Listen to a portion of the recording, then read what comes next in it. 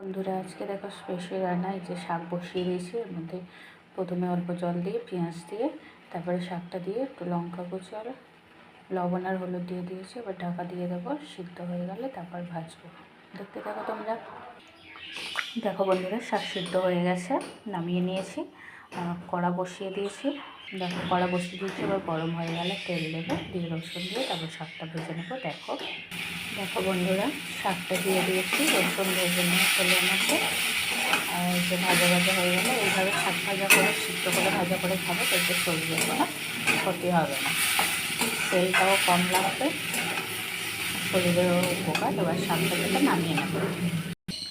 দেখো বন্ধুরা, শাক ভাজা নামিয়ে নিয়েছি, কড়া বসিয়ে দিয়েছি। এবার গরম হোক, তারপর কী রান্না হবে দেখো।